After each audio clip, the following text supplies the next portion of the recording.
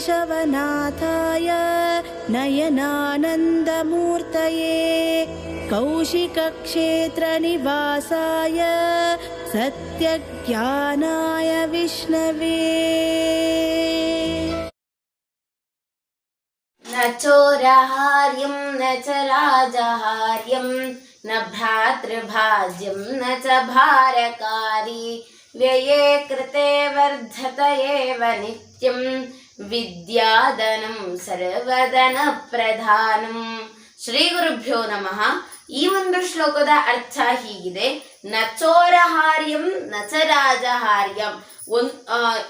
ಯಾವ ಒಂದು ವಸ್ತುವನ್ನ ರಾಜನಿಂದ ಪಡೆಯಲಾಗುವುದಿಲ್ವೋ, ಕಳ್ಳನಿಂದ ಕಳ್ಳತನ ಮಾಡಲಾಗುವುದಿಲ್ವೋ, ಯಾವ ವಸ್ತುವನ್ನ ಅಣ್ಣಂದಿರು ಪಾಲು ಮಾಡಕ್ಕಾಗೋದಿಲ್ವೋ, ಯಾವ ಒಂದು ವಸ್ತುವನ್ನ ಎಣಿಸಕ್ಕಾಗೋದಿಲ್ವೋ, ಯಾವ ಒಂದು ವಸ್ತುವು ಅದನ್ನ ವ್ಯಯ ಮಾಡಿದರೂ ಅದು ನಮ್ಗೆ ಹೆಚ್ಚುತ್ತೋ ಆ ವಸ್ತುವೇ ಶ್ರೇಷ್ಠವಾದ ವಸ್ತು ಅಂತ ಈ ಒಂದು ಶ್ಲೋಕ. ಹಾಗಾದ್ರೆ ಆ ವಸ್ತು ಯಾವುದು, ಆ ವಿಷಯ ಯಾವುದು ಅಂತ ಹೇಳಿದ್ರೆ ವಿದ್ಯೆ. ವಿದ್ಯೆ ಅನ್ನೋದು ವಿದ್ಯಾಧನಂ ಸರ್ವಧನ ಪ್ರಧಾನಂ.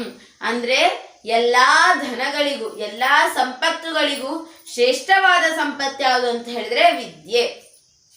ಹಾಗಾದ್ರೆ ವಿದ್ಯೆಯನ್ನ ಹೇಗೆ ಅರ್ಥಿಸ್ಕೊಳ್ಬೇಕು ಅಂತ ಹೇಳಿದ್ರೆ ಮೊದಲಿಗೆ ಏಕಾಗ್ರತೆ, ಶ್ರದ್ಧೆ, ಭಕ್ತಿ ಈ ಎಲ್ಲಾ ಮೂಲಭೂತ ಗುಣಗಳು ಅವಶ್ಯಕವಾಗಿ ಬೇಕು.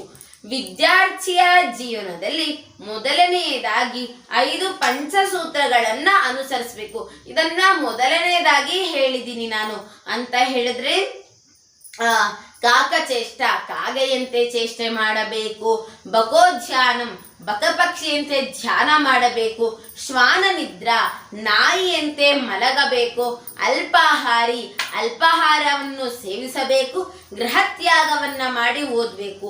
ಹಾಗೆ ಏಕಾಗ್ರತೆಯನ್ನ ಹೇಗೆ ವರ್ಧಿಸ್ಕೊಳ್ಳೋದು ಅಂತ ಹೇಳಿದ್ರೆ ಒಂದು ಆರೋಗ್ಯಕರವಾಗಿ ನೋಡ್ಬೇಕಂತ ಹೇಳಿದ್ರೆ ಬೂದ್ಗುಂಬಳಕಾಯಿ ತಿಂದ್ರೆ ಏಕಾಗ್ರತೆ ಹೆಚ್ಚುತ್ತೆ ಅಂತ ಹೇಳ್ತಾರೆ.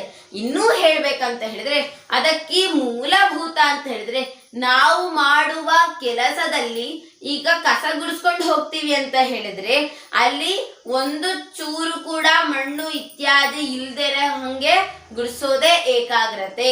ಅದೇ ಶ್ರದ್ಧೆ, ಅದೇ ಭಕ್ತಿಯಾಗಿ ಹೋಗುತ್ತೆ. ನಮಗೆ ಬೇಕಾಗಿರುವಂತಹ ಅಮೂಲ್ಯ ರತ್ನಗಳು, ವಿದ್ಯಾರ್ಥಿ ಜೀವನಕ್ಕೆ ಬೇಕಾದಂತಹ ಅಮೂಲ್ಯ ರತ್ನಗಳು ಏಕಾಗ್ರತೆ, ಭಕ್ತಿ, ಶ್ರದ್ಧೆ ಅಂತ ಹೇಳ್ಬೋದು. ಹಾಗಾದ್ರೆ ವಿದ್ಯೆ ಏನನ್ನ ಕೊಡುತ್ತೆ? ವಿದ್ಯಾ ದದಾತಿ ವಿನಯಂ, ವಿನಯಾದ್ಯಾತಿ ಪಾತ್ರತ, ಪಾತ್ರತ್ವ ಧನಮಾಪ್ನೋತಿ, ಧನಾರ್ಜರಮಂ ತತಃ ಸುಖಂ. ವಿದ್ಯೆ ವಿನಯವನ್ನ ಕೊಡುತ್ತೆ, ವಿನಯ ಪಾತ್ರತ್ವವನ್ನ ಕೊಡುತ್ತೆ, ಪಾತ್ರತ್ವ ಧನವನ್ನ ಕೊಡುತ್ತೆ, ಧನದಿಂದ ಧರ್ಮ ಉಂಟಾಗತ್ತೆ, ಧರ್ಮದಿಂದ ಎಲ್ಲವೂ ಕೂಡ ಲಭಿಸುತ್ತೆ, ನಾವು ಆರಾಮಾಗಿ ಸುಖಕರವಾಗಿರ್ಬೋದು ಅಂತ ಈ ಒಂದು ಶ್ಲೋಕದ ಅರ್ಥ. ಹಾಗಾದ್ರೆ ವಿದ್ಯೆ ಎಷ್ಟು ಹಣ ಕೊಟ್ರೆ ಸಿಗತ್ತೆ? ವಿದ್ಯೆ ಅನ್ನೋದಕ್ಕಿಂತ ಜ್ಞಾನ ಸಂಪಾದನೆ ಹೆಚ್ಚಾಗಿ ಆಗ್ಬೇಕಾಗಿದೆ. ಈಗಿನ ಕಾಲದಲ್ಲಿ 4 ಗೋಡೆಯ ಮಧ್ಯೆ ಇರುವಂತಹ ನಾವು ವಿಷಯಗಳನ್ನ ಕಲಿತಿರೋ ಕಾರಣ ನಮ್ಮ ಬುದ್ಧಿಮತ್ತೆಯು ಸೀಮಿತವಾಗಿ ಪರಿಮಿತಿಯನ್ನು ಉಳ್ಳಂತಾಗಿದೆ. ಇದರಿಂದ ನಮಗೆ ಯಾವ ರೀತಿಯಾದಂತಹ ಪ್ರಯೋಜನ ಕೂಡ ಇಲ್ಲ. ಯಾಕಂತ ಹೇಳಿದ್ರೆ ಒಂದೂರಿನಲ್ಲಿ ಒಬ್ಬ ವೈದ್ಯ ಇದ್ದ. ಆ ವೈದ್ಯನಿಗೆ ಅವನು ಚಿಕ್ಕವನಿದ್ದಾಗ ಕೇವಲ ಇಂಗ್ಲಿಷ್ ಮೀಡಿಯಂನಲ್ಲಿ ಓದ್ದವ. ಅವನು ದೊಡ್ಡವನಾದ್ಮೇಲೆ MBBS ಮಾಡಿದ. ಅವನಿಗೆ ಡಾಕ್ಟರ್ ವೃತ್ತಿ ಏನು ಅಂತ ಅಷ್ಟೇ ಗೊತ್ತು. ಬೇರೆ ರೀತಿಯಾದಂತಹ ವೃತ್ತಿಯ ಬಗ್ಗೆ ಅವನು ತಿಳ್ಕೊಳಕ್ ಆಸಕ್ತಿ ಹೊಂದಿರ್ಲಿಲ್ಲ. ಅವನು ಕೇವಲ ಅದು ಕೈ ಮೂಳೆ ಮುರಿದೋದ್ರೆ ಹೇಗೆ ಅದನ್ನ ಜೋಡಿಸ್ಬೇಕು, ಈ ಒಂದು ವೃತ್ತಿಯಲ್ಲಿ ಕಾರ್ಯನಿರತರಾಗಿದ್ದವ ಆ ವೈದ್ಯ. ಆದ್ರೆ ಅವನಿಗೆ ಬೇರೆ ಅಂಗಾಂಗಗಳ ಸರಿಪಡಿಸುವಿಕೆ ಹೇಗೆ ಅಂತ ಗೊತ್ತಿರಲಿಲ್ಲ. ಈ ರೀತಿಯಾದಂತಹ ಚೌಕಟ್ಟನ್ನ ಆ ವೈದ್ಯ ಹೊಂದಿದ್ದ. ಅವನ ತಮ್ಮ ಸಂಸ್ಕೃತ ಅಧ್ಯಯನ ಮಾಡ್ತಿದ್ದ. ಅವನು ಯಾವಾಗ್ಲೂ ಕೂಡ ಸಂಸ್ಕೃತ ಅಧ್ಯಯನದಲ್ಲೇ ತನ್ನ ಮನಸ್ಸನ್ನ ಇಟ್ಟರೂ ಕೂಡ ಬೇರೆ ಕಡೆ ಅವನ ಹರಿದಾಡ್ತಿತ್ತು ಅಂತ ಹೇಳಿದ್ರೆ ಬೇರೆ ಯಾವ ರೀತಿಯಾದಂತಹ ಕೆಲಸಗಳನ್ನ ಮಾಡ್ಬೋದು, ಹಾಗೆ ಆ ಹೊರಗಿನ ವಿಚಾರಗಳನ್ನ ವಿಸ್ಮಯಗಳನ್ನ ಅವನು ಯಾವಾಗಲೂ ತಿಳ್ಕೊಳ್ತಿದ್ದ. ಹಾಗೆ ಕೆಲವು ಬಾರಿ ಹೇಗೆ ರಿಪೇರಿ ಮಾಡೋದು, ಹೇಗೆ ಅದನ್ನ ಸರಿ ಮಾಡೋದು, ಈ ರೀತಿಯಾದಂತಹ ವಿದ್ಯೆಗಳನ್ನ ಕೂಡ ಅವನು ಕಲ್ತಿದ್ದ. ಆದ ಕಾರಣ ಅವನಿಗೆ ದೊಡ್ಡ ಸಂಬಳ ಸಿಗುವಂತಹ ಜಾಬ್ ಅಂದ್ರೆ ಉದ್ಯೋಗ ಸಿಕ್ತು. ಆದ್ರೆ ವೈದ್ಯನಿಗೆ ಎಷ್ಟು ಲಕ್ಷ್ಯ ಹಾಕಿ ವೈದ್ಯನಾಗಿದ್ರು ಕೂಡ ತಿಂಗಳಿಗೆ ಸರಿಯಾಗಿ 25,000 ಬರುವಂತಹ ಕೆಲಸಕ್ಕೆ ಅವನು ಸೇರ್ಕೊಂಡಿದ್ದ. ಹೀಗೆ ನಮ್ಮ ಜ್ಞಾನವು ಅಂದ್ರೆ ವಿದ್ಯೆಯು ಪರಿಪೂರ್ಣವಾಗ್ಬೇಕಂತ ಹೇಳಿದ್ರೆ 4 ಗೋಡೆಯ ಮಧ್ಯೆ ಇರಬಾರ್ದು, ಎಲ್ಲರಿಂದಲೂ ಕಲಿಯುವುದಿರುತ್ತದೆ. ಯಾಕಂತ ಹೇಳಿದ್ರೆ ಚಿಕ್ಕವರಿಂದ ಹಿಡಿದು ದೊಡ್ಡೋರ್ ತನಕನೂ ಕಲಿಯೋದಿರುತ್ತೆ. ಅವರಲ್ಲಿ ಕೆಲವಷ್ಟು ಗುಣಗಳು ಹೆಚ್ಚಿರುತ್ತೆ, ಇನ್ನೊಬ್ಬರಲ್ಲಿ ಕೆಲವಷ್ಟು ಗುಣಗಳು ಹೆಚ್ಚಿರುತ್ತೆ. ಆದ ಕಾರಣ ಏನ್ ಮಾಡ್ಬೇಕಂತ ಹೇಳಿದ್ರೆ ಯಾವಾಗ್ಲೂ ಕೂಡ ಕಲಿತಾನೇ ಇರಬೇಕು.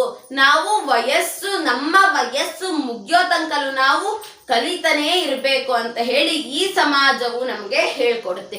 ಯಾವಾಗಲೂ ಕೂಡ ಪುಸ್ತಕದ ಬದನೆಕಾಯಿ ಆಗ್ಬಾರ್ದು, ಮಸ್ತಕದ ಹುಳು ಆಗ್ಬೇಕು.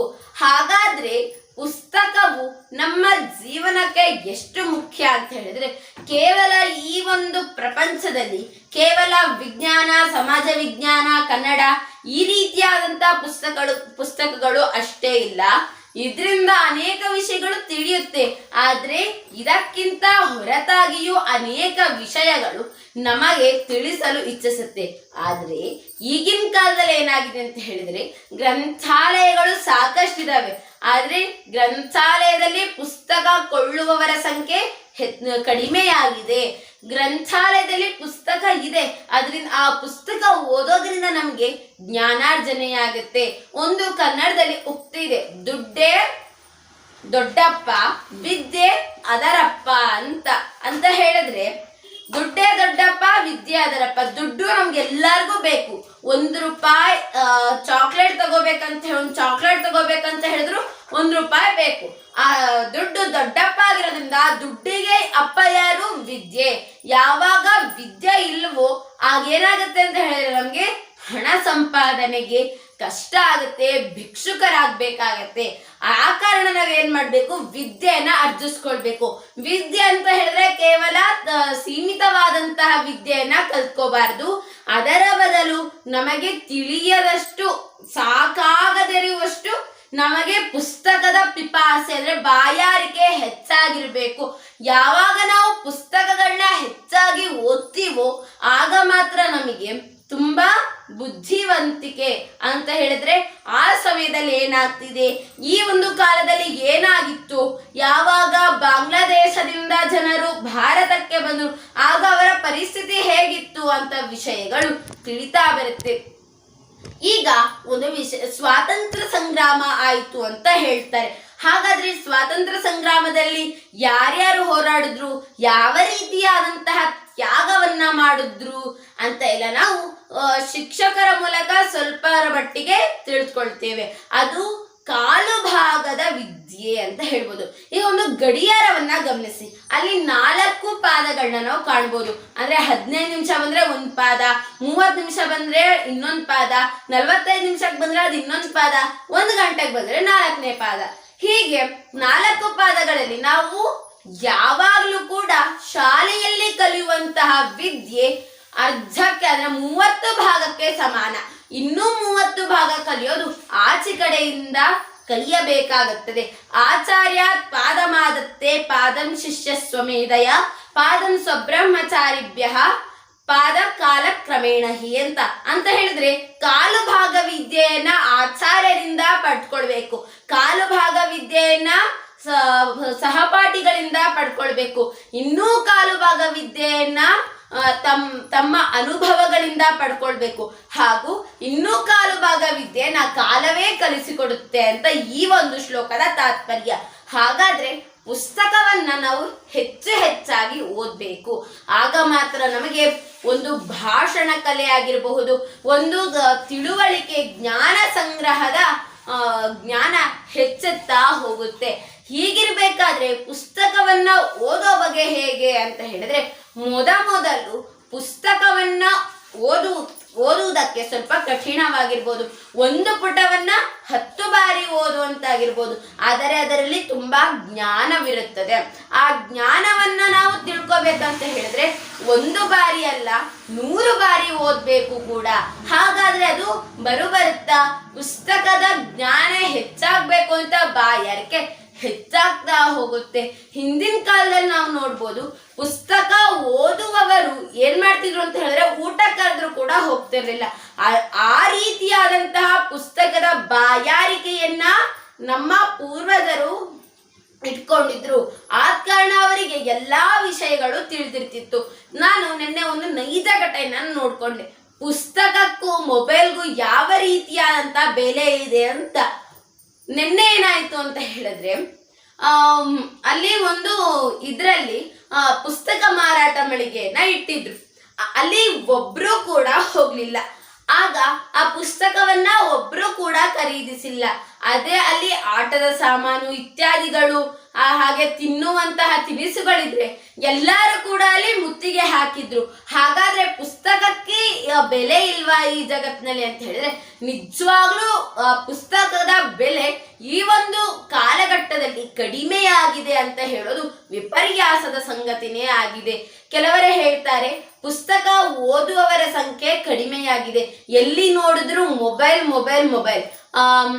ಈಗ ಒಂದು ಚಿಕ್ಕ ಮಗುವಿನಿಂದ ದೊಡ್ಡವರೆಗೂ ಕೂಡ ಮೊಬೈಲ್ ಇಲ್ಲದೆ ಹೋದ್ರೆ ಏನೂ ಇಲ್ಲ, ಮೊಬೈಲೇ ಪ್ರಾಣ ಅಂತ ಅನ್ಕೊಂಡು ಜೀವಿಸೋರಿದ್ದಾರೆ. ಅದನ್ನೇ ತನ್ನ ಮಕ್ಕಳಿಗೂ ಕೂಡ ಹೇಳ್ಕೊಡ್ತಾರೆ. ಯಥಾ ರಾಜ ತಥಾ ಪ್ರಜಾ ಅಂತ ಹೇಳ್ತಾರೆ. ಹೇಗೆ ರಾಜನು ಹಾಗೆ ಪ್ರಜೆಗಳು. ಇಲ್ಲಿ ಹೇಗೆ ದೊಡ್ಡವರು ಇರ್ತಾರೋ ಹಾಗೆ ಮಕ್ಕಳುಗಳು ಅನುಸರಿಸ್ತಾರೆ. ಯಾವಾಗ ದೊಡ್ಡವರು ಮೊಬೈಲ್ ಅನ್ನೇ ಇಟ್ಕೊಂಡು ಯಾವುದೇ ರೀತಿಯಾದಂತಹ ಕೆಲಸ ಕಾರ್ಯಗಳನ್ನ ಮಾಡ್ದೇನೆ, ಹಾಗೆ ಪುಸ್ತಕಗಳನ್ನ ಪಠನೆಯನ್ನ ಮಾಡ್ದೇನೆ ಯಾವಾಗ ಹಿರಿಯರಿರ್ತಾರೋ ಅದೇ ಮಕ್ಕಳಿಗೂ ಕೂಡ ಬರುತ್ತೆ. ಚಿಕ್ಕ ವಯಸ್ಸಿನಲ್ಲಿ ಕಲಿತ ವಿದ್ಯೆ ಹೋಗೋದಿಲ್ಲ, ಹುಟ್ಟುಗುಣ ಸುಟ್ರು ಹೋಗಲ್ಲ ಅಂತ ಹೇಳ್ತಾರೆ. ಹಾಗಾದ್ರೆ ಚಿಕ್ಕ ವಯಸ್ಸಿನಲ್ಲಿ ನೆನಪಿನ ಶಕ್ತಿ ಹೆಚ್ಚಾಗಿರೋ ಕಾರಣ ತುಂಬಾ ಗ್ರಹಿಕೆಯನ್ನ ಮಾಡ್ತಾರೆ. ಹಿರಿಯ ಕಂಚಾಳಿ ಮನೆ ಮಂದಿಗೆಲ್ಲ ಅಂತ ಹೇಳ್ತಾರೆ. ಅಕ್ಕಂದ್ರು ಅಂದ್ರೆ ದೊಡ್ಡವರು ಹೇಗಿರ್ತಾರೋ ಚಿಕ್ಕವರು ಕೂಡ ಅದೇ ರೀತಿಯಾಗಿ ಪಾಲಿಸ್ತಾರೆ. ಏನಂತ ಹೇಳಿದ್ರೆ, ಒಂದೂರಲ್ಲಿ ಅಮ್ಮ ಮಗಳು ಇಬ್ರು ಇರ್ತಾರೆ. ಆ ಅಮ್ಮ ಯಾವಾಗ್ಲೂ ಕೂಡ ಪುಸ್ತಕನ ಓದ್ತಿರ್ತಾಳೆ. ಮಗಳು ಕೂಡ ಅಮ್ಮನ ನೋಡ್ಕೊಂಡು ನಾನು ಪುಸ್ತಕವನ್ನ ಓದ್ಬೇಕು ಅಂತ ಛಲವನ್ನ ಇಟ್ಕೋತಾಳೆ ಅವಳು. ಹಾಗಾದ್ರೆ ಏನಾಗುತ್ತೆ ಅಂತ ಹೇಳಿದ್ರೆ, ಆ ಛಲವನ್ನ ಇಟ್ಕೊಂಡಾಗ ಮಗು ಪುಸ್ತಕವನ್ನ ಓದ್ತಾ ಓದ್ತಾ ಓದ್ತಾ ಬೆಳೆಯುತ್ತೆ. ಮೊಬೈಲ್ನ ಬಗ್ಗೆ ಸ್ವಲ್ಪ ಅಲ್ಪ ಜ್ಞಾನ ಇರುತ್ತೆ, ಆದ್ರೆ ಅದಕ್ಕೆ ಮೊಬೈಲೇ ಬೇಕು ಅಂತ ಯಾವತ್ತೂ ಕೂಡ ಹಠ ಮಾಡೋದಿಲ್ಲ. ಆ ಪುಸ್ತಕದ ಜ್ಞಾನದಿಂದ ಜ್ಞಾನಾಭಿವೃದ್ಧಿಯಾಗಿ ಈ ಒಂದು ಸಮಾಜದಲ್ಲಿ ಶ್ರೇಷ್ಠ ವ್ಯಕ್ತಿಯಾಗಿ ಬದಲಾಗ್ತಾಳೆ ಅವಳು. ಹಾಗೆ ಆ ಜ್ಞಾನದಿಂದ ಅವಳಿಗೆ ಧನದ ಸಂಪಾದನೆ ಆಗತ್ತೆ. ಅನಂತರ ಮೊಬೈಲ್ನ ಗಳಿಕೆ ಆಗತ್ತೆ. ಮೊಬೈಲ್ ನಮ್ಮ ಜೀವನಕ್ಕೆ ಅವಶ್ಯಕ ಅಲ್ವೇ ಅಲ್ಲ ಅಂತ ಹೇಳೋದಿಲ್ಲ ನಾನು, ಆದ್ರೆ ಚಿಕ್ಕ ಮಕ್ಕಳಿಗೆ ಅನಾವಶ್ಯಕವಾದಂತ ಒಂದು ವಿಚಾರ ಅಂತ ಹೇಳಿದ್ರೆ ಮೊಬೈಲ್. ಚಿಕ್ಕ ವಯಸ್ಸಿನಲ್ಲಿ ನಾವು ಮೊಬೈಲ್ನ ಹಿಡ್ಕೊಂಡು ಹೋದ್ರೆ ಮುಂದೆ ಅದು ಏನಾಗುತ್ತೆ ಅಂತ ಹೇಳಿದ್ರೆ, ನಮಗೆ ಧನವೂ ಸಂಪಾದನೆ ಆಗೋದಿಲ್ಲ, ವಿದ್ಯೆಯೂ ಸಂಪಾದನೆ ಆಗೋದಿಲ್ಲ. ಕೇವಲ ಮೊಬೈಲ್ ಅಂತ ಒಂದೇ ವಿಷಯ ನಮ್ಗೆ ಗೊತ್ತಿರುತ್ತೆ. ಆದ ಕಾರಣ ಈಗ ಚಿಕ್ಕ ವಯಸ್ಸಿನಲ್ಲಿದ್ದಾಗ ಕಷ್ಟಪಟ್ಟು ಯಾವಾಗ ನಾವು ಅರ್ಜನೆಯನ್ನ ಮಾಡ್ಕೊಳ್ಳೋಕೆ ನಾವು ಪ್ರಯತ್ನ ಪಡ್ತೀವೋ, ದೊಡ್ಡವರಾದ್ಮೇಲೆ ಆ ಅರ್ಜನೆಯೇ ನಮಗೆ ಸುಖವನ್ನ ಕೊಡ್ತದೆ. ಹಾಗಾದ್ರೆ ಸಂಸ್ಕೃತದಲ್ಲಿ ಒಂದು ಶ್ಲೋಕ ಇದೆ, ವಿದ್ಯಾರ್ಥಿನಃ ಕುತೋ ವಿದ್ಯಾ ಕುತೋ ವಿದ್ಯಾರ್ಥಿನ ಸುಖಂ ಅಂತ ಹೇಳಿದ್ರೆ, ವಿದ್ಯಾರ್ಥಿಗಳು ವಿದ್ಯೆಯನ್ನ ಅರ್ಜಿಸ್ಬೇಕಂತ ಹೇಳಿದ್ರೆ ಸುಖವನ್ನ ಬಿಡ್ಬೇಕು. 4 ಗಂಟೆಗೆ ಎದ್ದು ಓದ್ಬೇಕಂತ ಅವರು ಛಲ ಮಾಡ್ಕೊಂಡ್ರೆ 4 ಗಂಟೆಗೆ ಎದ್ದು ಓದ್ಲೇಬೇಕು. ಸ್ಪರ್ಧೆಯಲ್ಲಿ ಮೊದಲು ಬರ್ಬೇಕಂತ ಹೇಳಿದ್ರೆ ಅದು ಕೂಡ ಓದ್ಲೇಬೇಕು. ಹೀಗೆ ಯಾವಾಗ ಸುಖವನ್ನ ವಿದ್ಯಾರ್ಥಿಗಳು ಬಯಸ್ತೀವೋ ಆಗ ಯಾವಾಗ್ಲೂ ಕೂಡ ವಿದ್ಯೆ ಅರ್ಜನೆ ಆಗಲ್ಲ. ಈಗ ಉದಾಹರಣೆನ ತಗೊಳ್ಳೋಣ. ಒಂದು ಊರಿನಲ್ಲಿ ಒಬ್ಳು ಕಾಲೇಜ್ಗೆ ಹೋಗ್ತಾ ಇರ್ತಾಳೆ. ಅವಳಿಗೆ ವಿದ್ಯೆಯನ್ನ ಕಲಿಬೇಕು ಅಂತ ಆಸೆ, ಆದ್ರೆ ಅವಳಿಗೆ ಸುಖವನ್ನ ಪಡ್ಬೇಕಂತ ಆಸೆ. ಅವಳು ಪ್ರತಿ ವಾರಕ್ಕೊಮ್ಮೆ ನೈಲ್ ಪಾಲಿಶ್ ಅಂತಾರಲ್ವಾ, ಅದನ್ನ ಹಾಕೋತಿರ್ತಾಳೆ. ಅವಳು ಉಗ್ರನ್ನ ಬೆಳೆಸ್ತಿರ್ತಾಳೆ.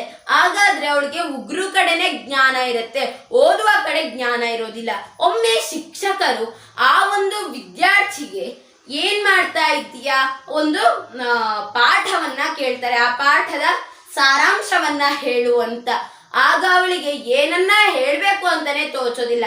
ಆಗ ಗುರುಗಳು ಅದ್ಭುತವಾಗಿ ಅವಳಿಗೆ ಬುದ್ಧಿವಾದವನ್ನ ಹೇಳ್ತಾರೆ. ನೋಡು ಮಗು, ನಿನ್ನ ಈ ವಯಸ್ಸು ಓದೋಕಂತ ಮೀಸಲಾಗಿರುವಂತ ಒಂದು ವಯಸ್ಸು. ಈ ಒಂದು ಸಮಯದಲ್ಲಿ ನೀನು ಈ ರೀತಿಯಾದಂತಹ ಅಲಂಕಾರದ ಕಡೆ ನಿನ್ನ ಗಮನ ಕೊಟ್ರೆ ನಿನ್ನ ಅಭ್ಯಾಸದ ಗುರಿ ಕಡಿಮೆ ಆಗ್ತಾ ಹೋಗುತ್ತೆ. ನೀನು ಮುಂದೆ ಸಾಧನೆ ಹಾದಿಯನ್ನ ಹಿಡಿಯುವ ಬದಲು ಯಾವುದೋ ಒಂದು ಕೆಟ್ಟ ದಾರಿಯಲ್ಲಿ ಹೋಗ್ತೀಯಾ. ಈ ಒಂದು 2 ವರ್ಷ ಚೆನ್ನಾಗಿ ಓದು, ಮುಂದೆ ನಿನಗೆ ಏನ್ ಬೇಕೋ ಅದು ಲಭಿಸುತ್ತೆ ಅಂತ ಯಾವಾಗ್ಲೂ ಕೂಡ ಆ ಗುರುಗಳು ಪದೇ ಪದೇ ಪದೇ ಪದೇ ಬುದ್ಧಿವಾದವನ್ನ ಹೇಳ್ತಾ ಸರಿ ಮಾಡ್ತಾರೆ. ಹೀಗೆ ನಾನು ನೈಜ ಘಟನೆಯನ್ನ ಹೇಳ್ತೀನಿ. ನಿನ್ನೆ ನಾನು ಒಂದು ವಿವಾಹಕ್ಕೆ ಹೋಗಿದ್ದೆ. ಆ ವಿವಾಹದಲ್ಲಿ ರಾತ್ರಿಯ ಭೋಜನದ ಸಮಯದಲ್ಲಿ ನಾನು, ತಂಗಿ, ಅಪ್ಪ, ಅಮ್ಮ ಕೂತಿದ್ವಿ. ಕೂತಾಗ ಎಲ್ಲ ರೊಟ್ಟಿ, ಅನೇಕ ತಿನಿಸುಗಳು ಇದು. ನಾವು ಸಂತೋಷವಾಗಿ ಚಪ್ಪರಿಸಿಕೊಂಡು ತಿಂತಾ ಇದ್ವಿ. ನಮ್ಮ ಮುಂದೆ ಒಂದು ಪಾಲಕರು ಕೂತಿದ್ರು. ಪಾಲಕರು ಪಕ್ಕದಲ್ಲಿ ಮಗು. ಆ ಮಗು ದೂರವಾಣಿ ಅಂದ್ರೆ ಮೊಬೈಲ್ನ ಹಿಡ್ಕೊಂಡು ನೋಡ್ತಾನೆ ಇತ್ತು. ತಾಯಿ ಮಗುಗೆ ತಿನ್ನಿಸ್ತಿದ್ರು. ಆ ಮಗುಗೆ ತಾನು ಏನ್ ತಿಂತಿದ್ದೀನಿ ಅಂತ ಪರಿವೇ ಕೂಡ ಇರಲಿಲ್ಲ. ಈ ರೀತಿಯಾದಂತಹ ಚಟುವಟಿಕೆಗಳಿಂದ ಮಗುವನ್ನ ಬೆಳೆಸಿದ್ರೆ ಅನೇಕ ಲೋಪ ದೋಷಗಳು ಉಂಟಾಗುತ್ತೆ. ಹಾಗಾದ್ರೆ ಮಗುವನ್ನ ಹೇಗೆ ಬೆಳೆಸಬೇಕು ಅಂತ ಹೇಳಿದ್ರೆ ಮೊದಲು ತಾನು ಕಲಿತು ಬೇರೆಯವರಿಗೆ ಕಲಿಸ್ಬೇಕು. ಸ್ವಪರಿವರ್ತನೆಯಿಂದ ವಿಶ್ವ ಪರಿವರ್ತನೆ. ಮೊದಲು ತಾನು ಸರಿಯಾಗಬೇಕು, ಅನಂತರ ಬೇರೆಯವರಿಗೆ ಬೋಧಿಸಬೇಕು. ಇದಕ್ಕೊಂದು ಕಥೆ ಇದೆ ಅದ್ಭುತವಾಗಿ. ಯಾವಾಗ ಮಕ್ಕಳು ನಮ್ಮ ಮಾತನ್ನ ಕೇಳ್ತಾರೆ ಅಂತ ಹೇಳಿದ್ರೆ ನಾವು ಸರಿಯಾಗಿದ್ದಾಗ ಮಾತ್ರ. ಯಾವಾಗ ನಾವೇ ಸರಿಯಾದ ಹಾದಿಲಿ ನಡಿದ್ದೇನೆ ಮಕ್ಕಳಿಗೆ ಬುದ್ಧಿವಾದವನ್ನ ಹೇಳಿದ್ರೆ ಅದು ಯಾವ ರೀತಿ ಆಗುತ್ತೆ ಅಂತ ಹೇಳಿದ್ರೆ ಅವರೇ ದೊಡ್ಡವರೇ ಆ ರೀತಿಯಾದಂತಹ ಒಳ್ಳೆ ಕೆಲಸಗಳನ್ನ ಮಾಡೋದಿಲ್ಲ. ನಾವ್ಯಾಕೆ ಮಾಡಬೇಕು ಅಂತ ಒಂದು ಪ್ರಶ್ನೆ ಹುಟ್ಟಿ ಅವರು ನಮ್ಮ ಮಾತನ್ನ ತಿರಸ್ಕಾರ ಮಾಡ್ತಾರೆ. ಇದಕ್ಕೊಂದು ಉದಾಹರಣೆ. ಒಂದೂರಲ್ಲಿ ಶಿಕ್ಷಕ, ಅವರು ಸರ್ಕಾರಿ ಶಿಕ್ಷಕರು, ಭಾಷಣಗಾರರು, ಅನೇಕ ವಿದ್ಯೆಯ ಪಾರಂಗತರು. ಒಮ್ಮೆ ವಾರ್ಷಿಕೋತ್ಸವ ದಿನ ಆ ಶಿಕ್ಷಕರನ್ನ ಭಾಷಣ ಮಾಡಿ ಸ್ವಚ್ಛತಾ ಆಂದೋಲನದ ಬಗ್ಗೆ ನೀವು ಭಾಷಣ ಮಾಡಿ ಅಂತ ಭಾಷಣಕ್ಕೆ ಕರೀತಾರೆ ಅತಿಥಿಗಳಾಗಿ. ಅವರು ಭಾಷಣ ಮಾಡೋ ಸಮಯದಲ್ಲಿ ಹೇಳ್ತಾರೆ, ಈ ಒಂದು ಪ್ರಪಂಚದಲ್ಲಿ ಅಂದ್ರೆ ಈ ಒಂದು ಭೂಮಿ ಪರಿಶುದ್ಧವಾಗಿದೆ. ಯಾವಾಗ ನಾವು ಕಸವನ್ನ ಎಸಿತೀವೋ ಅದು ಅಪರಿಶುದ್ಧವಾಗತ್ತೆ. ಆದ ಕಾರಣ ಯಾವುದೇ ರೀತಿಯಾದಂತಹ ಕಸಗಳನ್ನ, ಕಡ್ಡಿಗಳನ್ನ, ಪ್ಲಾಸ್ಟಿಕ್ಗಳನ್ನ ಭೂಮಿ ಮೇಲೆ ಬಿಸಾಕಬೇಡಿ ಅಂತ ಅರ್ಧ ಗಂಟೆ ಕಾಲ ಅವರು ಭಾಷಣವನ್ನ ಕೊಡ್ತಾರೆ. ಆಮೇಲೆ ಭಾಷಣ ನೀಡಿದಾದ್ಮೇಲೆ ಅಲ್ಲಿ ಸುಸ್ತಾಗಿರುತ್ತೆ ಅಂತ ಹೇಳಿದ್ರೆ ಒಂದು ಬಿಸ್ಲರಿ ಬಾಟ್ಲು ಅಂತ ಹೇಳಿದ್ರೆ ಒಂದು ಪ್ಲಾಸ್ಟಿಕ್ ಬಾಟ್ಲಲ್ಲಿ ನೀರನ್ನ ತಂದು ಕೊಡ್ತಾರೆ. ಅತಿಥಿಗಳು ಕುಡಿತಾರೆ. ಎಲ್ಲಾ ವೇದಿಕೆ ಕಾರ್ಯಕ್ರಮಗಳು ಮುಗಿದು ಕೆಳಗೆ ಬರ್ತಿರ್ಬೇಕಾರೆ ಆ ಶಿಕ್ಷಕರು ಏನ್ ಮಾಡ್ತಾರೆ ಗೊತ್ತಾ, ಆ ಒಂದು ಬಿಸ್ಲರಿ ಅಂದ್ರೆ ಪ್ಲಾಸ್ಟಿಕ್ ಬಾಟ್ಲನ್ನ ಅಲ್ಲೇ ಎಷ್ಟು ಹೋಗ್ತಾರೆ. ಇದನ್ನ ನೋಡಿದ 4ನೇ ತರಗತಿ ವಿದ್ಯಾರ್ಥಿನಿ ಒಬ್ಳು ಆ ಪ್ಲಾಸ್ಟಿಕ್ ಅನ್ನ ತೆಗೆದು ಅವಕರ ಕಂಡೋಳದಲ್ಲಿ ಅಂದ್ರೆ ಕಸದ ಬುಟ್ಟಿಯಲ್ಲಿ ಹಾಕ್ತಾಳೆ. ಆಗ ಬೇರೆಯವ್ರಿಗೆಲ್ಲ ಅನ್ಸುತ್ತೆ ಕೇವಲ ಭಾಷಣ ಮಾಡಿದ್ರು, ಅವರೇ ಅನುಸರಿಸಿಲ್ಲ, ನಾನು ಯಾಕೆ ಅನುಸರಿಸಬೇಕು ಅಂತ ಎಲ್ಲ ಸ್ನೇಹಿತರು ಸೇರಿ ಮಾತಾಡ್ಕೋತಾರೆ. ಈ ರೀತಿಯಾದಂತಹ ಪರಿಸ್ಥಿತಿ ನಮ್ಮದಾಗಬಾರದು. ನಾವು ಏನನ್ನ ಹೇಳ್ತೀವೋ ಅದನ್ನ ನಾವು ಪಾಲಿಸಿದ್ರೆ ಮಾತ್ರ ಈ ಒಂದು ಜಗತ್ತು ಶ್ರೇಷ್ಠ ಆಗುತ್ತೆ. ಹಾಗಾದ್ರೆ ಪುಸ್ತಕ ಅನ್ನೋದು ಏನು, ಅದನ್ನ ಹೇಗೆ ಕಲಿಬೇಕು, ಅದನ್ನ ಹೇಗೆ ನಾವು ಅರ್ಜಿಸ್ಕೊಳ್ಬೇಕಂತ ಹೇಳಿದ್ರೆ ಯಾರು ಕೂಡ ಹುಟ್ಟಿದಾಗಲೇ ವಿದ್ವಾಂಸರಾಗಿರೋದಿಲ್ಲ. ಯಾವಾಗ್ಲೂ ಶ್ರೇಷ್ಠ ವ್ಯಕ್ತಿಗಳು ಹುಟ್ಟಿರೋದು ಜನಸಾಮಾನ್ಯರಿಂದ. ಈಗ ಅರವಿಂದ್ ಘೋಷ್ ಆಗಿರ್ಬೋದು, ಅವರು ಚಿಕ್ಕ ವಯಸ್ಸಲ್ಲಿದ್ದಾಗ ಅವರಪ್ಪ ಕೃಷ್ಣಧನ ಘೋಷ್ ಅವ್ರು ಏನ್ ಮಾಡ್ತಾರೆ ಅಂತ ಹೇಳಿ ಭಾರತೀಯ ರಾಜಕೀಯತೆಯ ಬಗ್ಗೆ ಅವನಿಗೆ ಅಂದ್ರೆ ಅರವಿಂದ್ ಘೋಷ್ ಅವ್ರಿಗೆ ಒಲವೇ ಇರಬಾರ್ದು ಅಂತ ಹೇಳ್ಕೊಂಡು ಅವ್ರು ಏನ್ ಮಾಡ್ತಾರೆ ಅಂತ ಹೇಳಿದ್ರೆ ಇಂಗ್ಲೆಂಡ್ಗೆ ಕಳಿಸ್ಕೊಡ್ತಾರೆ. ಅಲ್ಲಿ ಕ್ರಿಶ್ಚಿಯನ್ ಮನೆಯಲ್ಲಿ ಅರವಿಂದ್ ಘೋಷ್ ಅವರು ಬೆಳೀತಾರೆ. ಆದ್ರೆ ಅವನಿಗೆ ಆಗಿನ ಕಾಲದಲ್ಲಿ ಯಾವುದೇ ರೀತಿಯಾದಂತ ಆಧ್ಯಾತ್ಮಿಕತೆಯ ಒಲವಿರೋದಿಲ್ಲ. ಯಾವಾಗಾದ್ರೂ ಪೂಜೆಗೆ ಅಥವಾ ಬೈಬಲ್ನ ಓದು ಅಂತ ಕರೆದ್ಲು ಅರವಿಂದ್ ಘೋಷರು ಹೋಗ್ತಿರಲಿಲ್ಲ. ಆ ರೀತಿಯಾದಂತ ಅಸಡ್ಡೆಯನ್ನ ಹೊಂದಿದ್ದವರು ಅರವಿಂದ್ ಘೋಷರು. ಆದ್ರೆ ಇಂದು ನಮಗೆ ಅವರು ಆದರ್ಶಪ್ರಾಯರಾಗಿದ್ದಾರೆ ಅಂತ ಹೇಳಿದ್ರೆ ಬರ್ತಾ ಬರ್ತಾ ಅವರು ತಮ್ಮ ಜ್ಞಾನಾಭಿವೃದ್ಧಿಯನ್ನ ಮಾಡಿಕೊಂಡ್ರು. ಅವರು ತಮ್ಮ ವಾಕ್ಯದಲ್ಲಿ ಹೇಳ್ತಾರೆ, ಈ ಒಂದು ಶತ್ರುಗಳಂತ ಹೇಳಿದ್ರೆ ಬ್ರಿಟಿಷರು. ಆ ಬ್ರಿಟಿಷರು ನನಗೆ ನನ್ನ ಸೋಲನ್ನ ನಾನು ಒಪ್ಕೋಬೇಕಂತ ಹೇಳಿ ಅವರು ನನಗೆ ಸೆರೆಮನೆಯನ್ನ ಹಾಕೋದಂದ್ರೆ ಜೈಲಿಗೆ ಹಾಕಿದ್ರು. ಆ ಸೆರೆಮನೆ ನನಗೆ ಗುರು ಮನೆ ಆಯ್ತು. ಅಂದ್ರೆ ಗುರು ಅಂತ ಹೇಳಿದ್ರೆ ವಾಸುದೇವ, ಸರ್ವಂ ವಾಸುದೇವಮಯಂ ಜಗತ್ ಅಂತ ಅರವಿಂದ ಘೋಷರವರು ಹೇಳ್ತಾರೆ. ಯಾವಾಗ ಅವರು ಸೆರೆಮನೆಗೆ ಹೋದ್ರು ಆಗ ಅವ್ರಿಗೆ ವಾಸುದೇವನ ದರ್ಶನ ಆಯ್ತು. ಅಲ್ಲಿಂದ ಅವರು ತಮ್ಮ ಜೀವನವನ್ನೇ ಆಧ್ಯಾತ್ಮಿಕದ ಕಡೆ ಓಲೈಸ್ಕೊಂಡ್ರು ಅಂತ ಹೇಳ್ತಾರೆ. ಅರವಿಂದ್ ಘೋಷರು ಹುಟ್ಟಿದ ತಕ್ಷಣ ನಮ್ಗೆಲ್ಲರಿಗೂ ಗೊತ್ತಿರಲಿಲ್ಲ.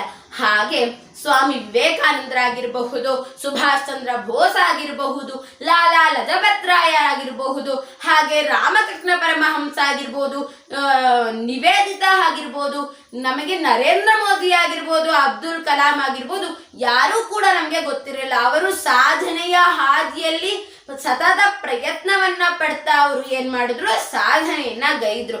ಹಾಗಾದ್ರೆ ನಾವು ಕೂಡ ಏನ್ ಮಾಡ್ಬೇಕಂತ ಹೇಳಿದ್ರೆ ಸತತ ಪ್ರಯತ್ನ ಮಾಡಬೇಕು. ಯಾವುದು ಅಸಾಧ್ಯ ಅನ್ನೋದಿಲ್ಲ. ಎಷ್ಟೋ ಜನ ವಿಶೇಷ ಚೇತನರೇ ಸಾಧನೆಯನ್ನ ಮಾಡ್ತಾರೆ ಅಂತ ಹೇಳಿದ್ರೆ ಎಲ್ಲ ಇರುವ ನಮ್ಮಲ್ಲಿ ಆಗೋದಿಲ್ಲ ಅಂತ ಏನೂ ಇಲ್ಲ. ಅದಕ್ಕೆ ಇಂಗ್ಲಿಷ್ ನಲ್ಲಿ ಒಂದು ವಾಕ್ಯ ಇದೆ, try try try but don't try. ಪ್ರಯತ್ನವನ್ನ ಮಾಡ್ತಾನೆ ಇರಬೇಕು. ಒಂದು ಏನಾಗತ್ತಂತ ಹೇಳಿದ್ರೆ ಒಂದು ಜೇಡ, ಆ ಜೇಡ ಒಂದು ಮನೆಯಲ್ಲಿ ಮೂಲೆಯಲ್ಲಿ ಅದು ಏನ್ ಕಟ್ಟಿರುತ್ತೆ, ಗೂಡನ್ನ ಕಟ್ಟಿರುತ್ತೆ. ನಾವು ಮನೆಯಲ್ಲಿ ವಾಸಿಸುವ ಮಂದಿಗಳು ಆ ಜೇಡವನ್ನ ಪ್ರತಿ ವಾರಕ್ಕೊಂದ್ಸತಿ ಅದನ್ನ ತೆಗಿತಿರ್ತೀವಿ. ಆದ್ರೂ ಅದು ಮುಂದಿನ ವಾರ ಕಟ್ಟಿರುತ್ತೆ. ಯಾಕೆ ಅದನ್ನು ತೆಗಿತೀವಿ, ಮತ್ತೆ ಮುಂದಿನ ವಾರ ಕಟ್ಟಿರುತ್ತೆ. ಹಾಗೆ ನಮ್ಗೆ ಸೋಲು ಗೆಲುವು ಇದ್ದೇ ಇರುತ್ತೆ. ಸುಖಮಾ ಪತಿತಂ ತೋಯಂ ದುಃಖಮಾ ಪತಿತಂ ತತ ಚಕ್ರವತ್ ಪರಿವರ್ತಂತೆ ದುಃಖಾನಿಚ ಸುಖಾನಿಚ ಅಂತ ಹೇಳಿದ್ರೆ ನಮ್ಮ ಜೀವನದಲ್ಲಿ ಸುಖ ದುಃಖ ಎರಡು ಚಕ್ರದಂತೆ ತಿರುಗ್ತಾ ಇರುತ್ತೆ. ಅದನ್ನ ನಾವು ಲೆಕ್ಕ ಬರಬಾರ್ದು. ದುಃಖ ಬಂದಾಗ ಕುಗ್ಗದೆ, ಸುಖ ಬಂದಾಗ ಹಿಗ್ಗದೆ ಯಾರಿರ್ತಾರೋ ಅವರು ಮಾತ್ರ ಸಾಧನೆಯ ಹಾದಿಯಲ್ಲಿ ತುಳಿಬಹುದು. ಹೀಗೆ ಅನೇಕ ವಿಷಯಗಳನ್ನ ತಿಳ್ಕೊಳ್ಳೋದಿದೆ. ನಾನು ಕೂಡ ಅನುಸರಿಸ್ತಿದ್ದೀನಿ, ನಿಮಗೂ ಕೂಡ ಹೇಳಬೇಕು. ಈಗ ಮೊದಲು ನಮ್ಗೆ ನಮ್ಮ ಒಳಗೆ ಅಂತ ಶಕ್ತಿ ಇರುತ್ತೆ, ಅದನ್ನ ಉಜ್ವಲಗೊಳಿಸಲು ಯಾರಾದ್ರೂ ಬೇಕೇ ಬೇಕು. ಆ ಉಜ್ವಲಗೊಳಿಸಿದಾಗ ನಾವು ಅದನ್ನ ಗಟ್ಟಿಯಾಗಿ ಹಿಡ್ಕೊಳ್ಬೇಕು. ನನಗೂ ಕೂಡ ಓದುವ ಆಸಕ್ತಿ ಇರಲಿಲ್ಲ. ಯಾವಾಗ ನನಗೆ ಕರೋನಾ ಸಮಯ ಬಂತು ಆಗ ನನ್ನ ಗುರುಗಳಿಂದ, ನನ್ನ ತಂದೆ ತಾಯಿಯಿಂದ ನನಗೆ ಓದುವ ಒಂದು ಆಸಕ್ತಿ ಹೆಚ್ಚಾಯ್ತು. ಆಗ ಓದಿದ ನಾನು ಅನೇಕ ವಿಚಾರಗಳನ್ನ ತಿಳಿದುಕೊಳ್ತಾ ಇದ್ದೀನಿ. ಇನ್ನೂ ತಿಳ್ಕೊಳ್ಳೋದು ಅನೇಕ ಇದೆ.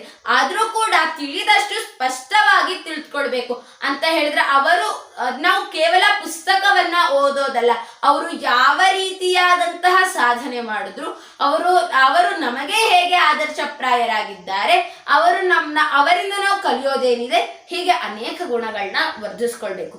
ಮೊದಲು ಯಾವಾಗ್ಲೂ ಕೂಡ ನಾವು ನಮಗೆ ಆಗುತ್ತಾ, ಸಾಧ್ಯ ಆಗುತ್ತಾ ಅಂತ ನೋಡಾದ್ಮೇಲೆ ಬೇರೆಯವ್ರಿಗೆ ಹೇಳ್ಕೊಡ್ಬೇಕು. ಮೊದಲು ಪಾಲಕರು ಏನ್ ಮಾಡ್ಬೇಕಂತ ಹೇಳಿದ್ರೆ ಮಕ್ಕಳನ್ನ ವಿಶಾಲವಾಗಿ ಬೆಳೆಸ್ಬೇಕು. ಯಾವಾಗ ಹುಟ್ಟಿದ ತಕ್ಷಣ ಇವರೇ ನಿನ್ನಪ್ಪ, ಇವರೇ ನಿನ್ನಮ್ಮ ಅಂತ, ಇವರೇ ನಿನ್ನ ಅಜ್ಜಿ, ಇವರೇ ನಿನ್ನ ಅಜ್ಜ, ಇವಳೊಬ್ಳೆ ನಿನ್ನ ಅಕ್ಕ ಅಂತ ಯಾವಾಗ ನಾವು ಹೇಳ್ಕೊಡ್ತೀವೋ ಆಗೇನಾಗುತ್ತೆ, ಮಕ್ಕಳ ಬುದ್ಧಿ ಸೀಮಿತ ಆಗತ್ತೆ. ಬೇರೆಯವ್ರಿಗೆ ಸಹಾಯ ಮಾಡೋ ಗುಣ ಆಗಿರ್ಬೋದು, ಬೇರೆಯವರಿಂದ ಕಲಿಯೋ ಗುಣ ಎಂದೂ ಬರೋದಿಲ್ಲ. ಯಾವಾಗ ನಾವು ಮಕ್ಕಳಿಗೆ ಈ ಜಗತ್ತೇ ನಿನ್ನದು ಅಂತ ಹೇಳಿದಾಗ ಆ ಮಕ್ಕಳ ಮನಸ್ಸಿನಲ್ಲಿ ಎಲ್ಲರೂ ನನ್ನವರೇ, ಎಲ್ಲದೂ ನನ್ನದೇ ಅಂತ ಹೇಳಿದ್ರೆ ವಸುದೈವ ಕುಟುಂಬದಂತೆ ಕೇವಲ ಹೇಳಬಾರ್ದು, ಅದನ್ನ ಪಾಲಿಸ್ಬೇಕಂತ ಹೇಳಿದ್ರೆ ಮಕ್ಕಳಲ್ಲಿ ಚಿಕ್ಕ ಬೀಜವನ್ನ ಬಿತ್ತಿದ್ರೆ ಮಾತ್ರ ಅದು ದೊಡ್ಡದಾಗಿ ಬೆಳೆಯುತ್ತೆ. ಬೇವಿನ ಬೀಜವನ್ನ ಬಿತ್ತು ಮಾವು ಗಳಿಸ್ಬೇಕು ಅಂತ ಹೇಳಿದ್ರೆ ಯಾವತ್ತೂ ಕೂಡ ಬರೋದಿಲ್ಲ. ಬೀಜವನ್ನ ಬಿತ್ತಾದ್ಮೇಲೆ ಎಷ್ಟೇ ಬೇವಿನ ಬೀಜ ಬಿತ್ತಾದ್ಮೇಲೆ ಎಷ್ಟೇ ಅದಕ್ಕೆ ಸಕ್ಕರೆನ ಹಾಕಿದ್ರು, ಎಷ್ಟೇ ಒಂದು ಹಾಲನ್ನ ಸುರಿದ್ರು ಕೂಡ ಬೇವಿನ ಕಹಿಯೇ, ಅದು ಮಾವಿನ ಸಿಹಿಯನ್ನ ಕೊಡಕ್ಕೆ ಅಸಾಧ್ಯ. ಯಾವ ರೀತಿಯಾಗಿ ನಾವು ಪಾಲಕರು ಮಕ್ಕಳಿಗೆ ಬೀಜವನ್ನ ಬಿತ್ತಿತೀವೋ ಅದೇ ಮೊಳಕೆಯೊಡೆದು ಈ ಒಂದು ಸಮಾಜಕ್ಕೆ ಕೊಡುಗೆಯಾಗಿ ಕೊಡುತ್ತೆ. ಅವರು ಕೆಟ್ಟವರಾಗಿ ಬೆಳೆದ್ರು ಕೂಡ ಪಾಲಕರೇ ಕಾರಣರಾಗ್ತಾರೆ, ಒಳ್ಳೆಯದಾಗಿ ಆದರ್ಶಪ್ರಾಯರಾಗಿ ಬೆಳೆದ್ರು ಕೂಡ ಪಾಲಕರೇ ಕಾರಣರಾಗ್ತಾರೆ. ಯಾವಾಗಲೂ ಕೂಡ ಮಕ್ಕಳ ಮೇಲೆ ದೂಷಿಸುವುದು ತಪ್ಪಾಗತ್ತೆ. ಹಾಗಾದ್ರೆ ನಾವು ಎಲ್ಲವನ್ನ ಕಲ್ತ್ಕೊಳ್ಬೇಕು. ವಿಶಾಲ ಮನೋಭಾವನೆ. ಅವರು ಚಿಕ್ಕ ವಯಸ್ಸಿನಲ್ಲಿದ್ದಾಗ ಪ್ರಶ್ನೆ ಮಾಡುವ ಒಂದು ಪದ್ಧತಿ ಚಿಕ್ಕ ಮಕ್ಕಳಿನಲ್ಲಿ ತುಂಬಾ ಇರುತ್ತೆ. ಅದನ್ನ ನಾವು ಯಾವತ್ತೂ ತಡೆ ಹಿಡಿಬಾರ್ದು. ಯಾವಾಗ ತಡೆ ಹಿಡಿತೀವೋ ನಾವು ಆ ಮಕ್ಕಳ ಬುದ್ಧಿಮತ್ತೆನ ಕಡಿಮೆ ಮಾಡ್ತಾ ಇದ್ದೀವಿ ಅಂತ ಅರ್ಥ. ಒಂದು ಊರಿನಲ್ಲಿ ಒಬ್ನಿಗೆ ಅಂದ್ರೆ ಚಿಕ್ಕ ಮಗ ಆ ಅಜ್ಜ ಇಬ್ರು ರೈಲ್ನಲ್ಲಿ ಪ್ರಯಾಣ ಮಾಡ್ತಾ ಇರ್ತಾರೆ.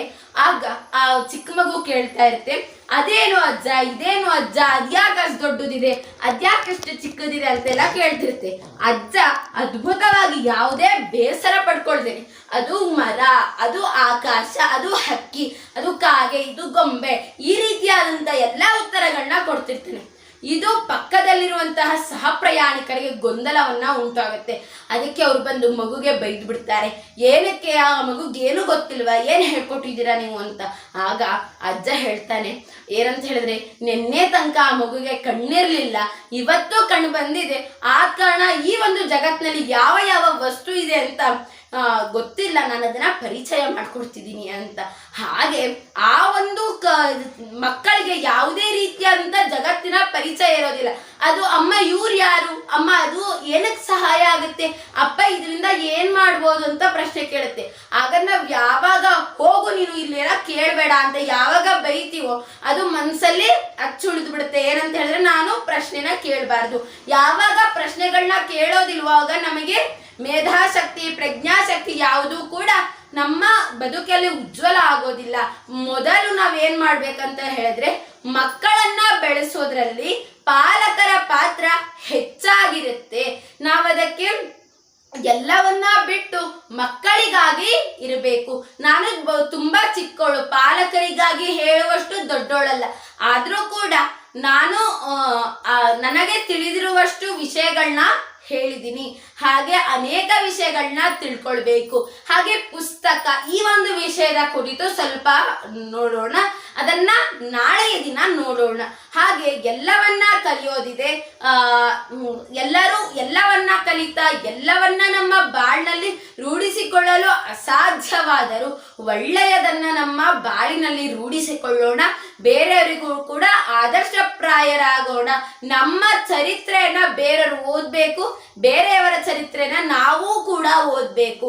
ಹಾಗೆ ನಮ್ಮ ಜೀವನವು ನಂದಾದೀಪದಂತೆ ಬೆಳಗ್ಬೇಕು ಅಂತ ಹೇಳ್ತಾ ಸದಾ ದೇವರಲ್ಲಿ ಪ್ರಾರ್ಥಿಸೋಣ, ಪ್ರಯತ್ನವನ್ನ ಮಾಡೋಣ ಅಂತ ಹೇಳ್ತಾ ನನ್ನ ಮಾತಿಗೆ ಪೂರ್ಣ ವಿರಾಮವನ್ನ ಕೊಡ್ತೇನೆ. ಧನ್ಯವಾದ.